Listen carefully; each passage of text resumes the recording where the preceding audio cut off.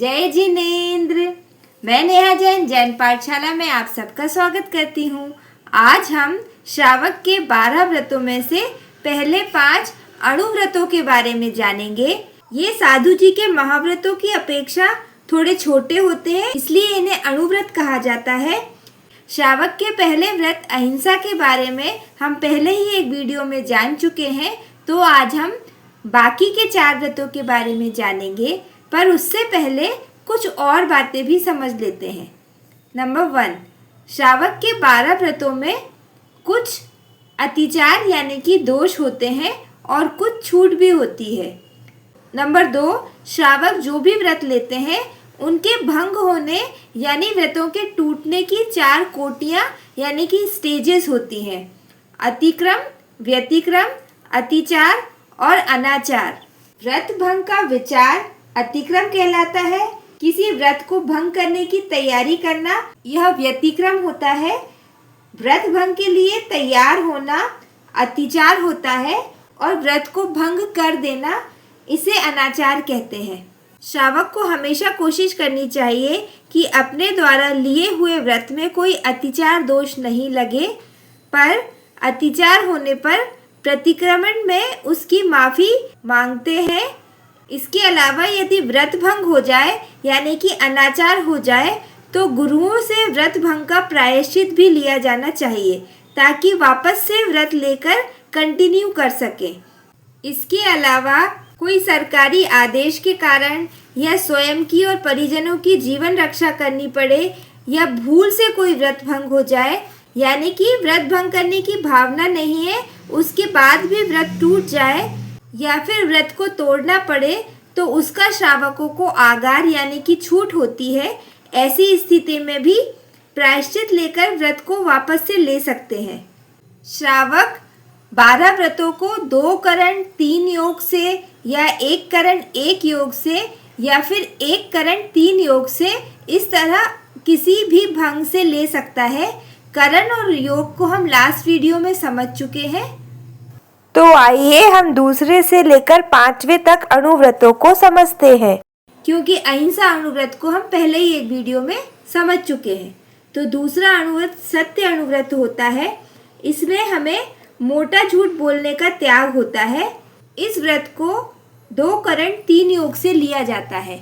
इस व्रत में लोगों को ठगने के लिए जानबूझकर असत्य नहीं बोलना, कन्या, पशु आदि के गुण अवगुण के बारे में ऐसा असत्य नहीं बोलना जिसके कारण उनका अहित हो या फिर उन्हें परेशानी का सामना करना पड़े।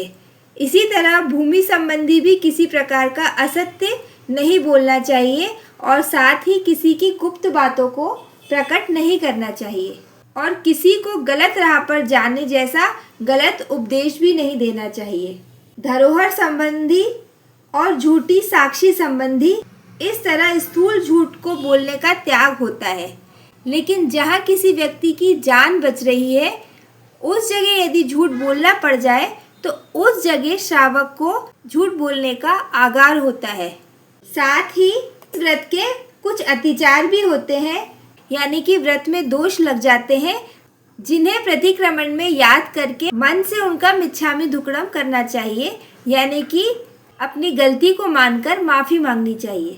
इसके बाद दूसरा व्रत अचौर्य अणुव्रत है। अचौर्य यानी कि चोरी नहीं करना। इसको भी श्रावक जी 2 करण 3 योग से अपनाते हैं।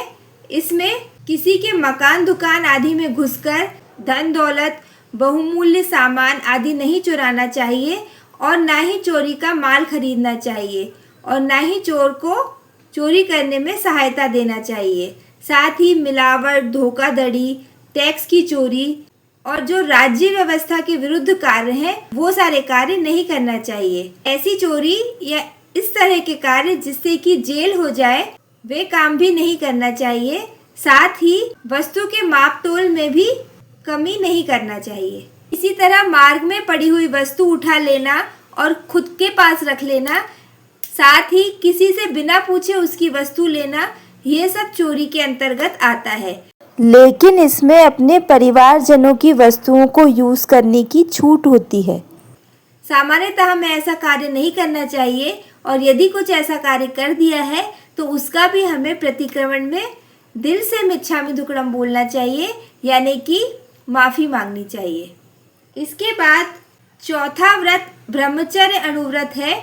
इसमें अपनी विवाहिता पत्नी के अलावा अन्य स्त्री या पुरुष के साथ ब्रह्मचर्य का सेवन करना, साथ ही अपने पत्नी या पुरुष के साथ अब्रह्मचर्य की मर्यादा करना, यही ब्रह्मचर्य अणुव्रत होता है। इस व्रत को एक करण एक योग से ग्रहण किया जाता है।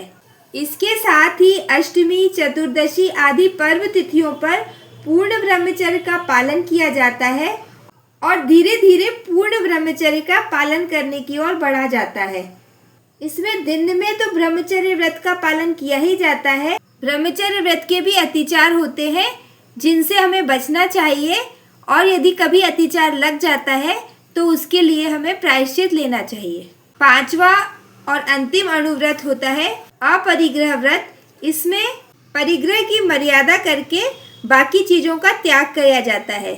इसमें हमें जितनी खेत, जमीन, सोना चांदी, धन, नोट, सिक्के, अनाज, नौकर चाकर, पशु पक्षी, इस तरह 9 प्रकार के बाह्य परिग्रह की मर्यादा करके बाकी का त्याग किया जाता है। सिंपली हम जो भी वस्तुएं और सामान, मकान, जमीन, जायदाद अपने जीवन में यूज़ करते हैं, उनकी संख्या को लगभग निश्चित किया जाता है कि इससे ज़्यादा चीज़ मैं नहीं रखूँगा, और धीरे धीरे चीज़ों को कम किया जाता है। इस व्रत के भी 5 अतिचार होते हैं जिनसे हमें बचना चाहिए। इन व्रतों को और भी स्पष्ट रूप से समझने के लिए उपासक दशांग सूत्रों को पढ़ें। इस बुक में श्रावक से संबंधित सारी जानकारी डिटेल में दी गई है, जिसे वीडियो में समझा पाना थोड़ा कठिन होता है। साथ ही ये जो बुक आप स्क्रीन पर देख रहे हैं, इस तरह की कई बुक्स आती हैं। इसमें श्रावक के 12 व्रतों में क्या क्या छोड़ा है वो डिटेल में लिखा रहता है। इसमें हम जिसे चाहे उसे छोड़ दें और जिसे चाहे उसका आगार रख सकते हैं।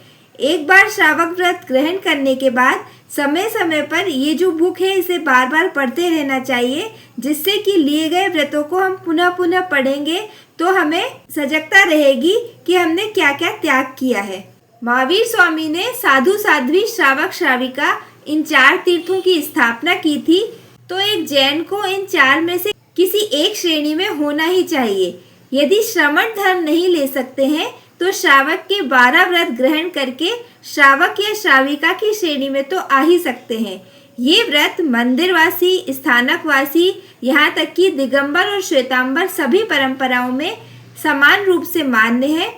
तो इन 12 व्रतों को जरूर ग्रहण करने की भावना रखें, क्योंकि बिना व्रत लिए हम स्वयं को जैन कैसे मान सकते हैं।